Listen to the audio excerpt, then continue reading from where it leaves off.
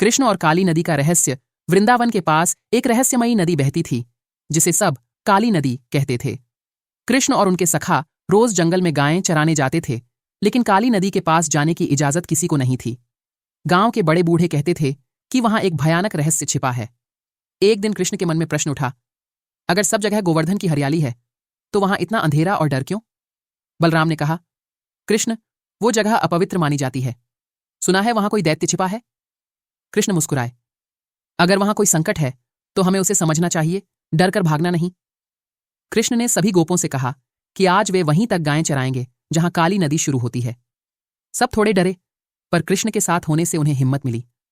काली नदी के किनारे पहुंचते ही एक अजीब सी ठंड और सन्नाटा छा गया। पक्षी चुप थे, पेड़ भी जैसे कांप रहे हों। कृष्ण ने देखा, पानी काला था, जैसे उसमें कोई जहर घुला हो। अचानक एक विशाल फुफकार सुनाई दी और नदी से निकला एक भयंकर सर्प, कालियानाग। उसके फन से झड़ टपक रहा था और उसकी आंखें जलती अग्नि जैसी थीं। गोप बालक डर के मारे पीछे हट गए, पर कृष्ण शांत थे। उन्होंने कहा, यह जहर वृंदावन को नष्ट कर देगा, हमें इसे रोकना होगा। कृष्ण ने अपनी पीतांबर धोती कस ली और बिना किसी डर के नदी में कूद गए। कालियानाग ने कृष्ण को अपनी विशाल कुंडलियों में जकड़ लिया। गोप बालक रोने लगे, यशोदा मां को पुकारने लगे, लेकिन तभी नदी से एक तेज प्रकाश निकला। कृष्ण ने अपनी अलौकिक शक्ति से खुद को छुड़ाया और कालिया के फनों पर नृत्य करने लगे। हर फन पर उनके पद चिन्ह बनते जा रहे थे। नाग का गर्व चूर हो गया और वह थक कर गिर पड़ा। कृष्ण बोले, तुम्हारा विश्व वृंदावन को हानि पहुंचा रहा है, या तो इसे छोड़ो या परिणाम भुगतो। कालिया कांपता हुआ बोला, हे प्रभु, मुझे क्षमा करें, मैं अपनी भूल स्वीकार करता हूं। कृष्ण ने उसे आदेश दिया, इस नदी को छोड़ो और कहीं और जाओ जहां तुम्हारा विष किसी को न सताए। कालिया ने प्रण किया कि वह कभी किसी को कष्ट नहीं देगा। वह नदी छोड़कर चला गया।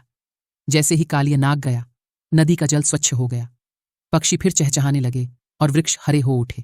वृंदावन फिर से जीवंत हो गया। सब गोप कृष्ण की जय जयकार करने लगे।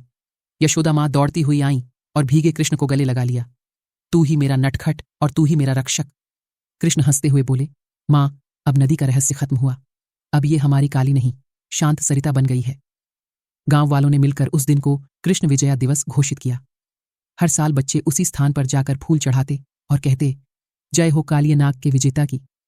इस तरह कृष्ण ने न केवल नदी को पवित्र किया, बल्कि सभी को यह सिखाया कि डर को सामना करके ही हराया जा सकता है। काली नदी अब प्रेम, शांति और भक्ति की मिसाल बन गई थी। शिक्षा, यह कहानी हमें सिखाती है कि जहां डर होता है वहां विश्वास और साहस लेकर जाना चाहिए।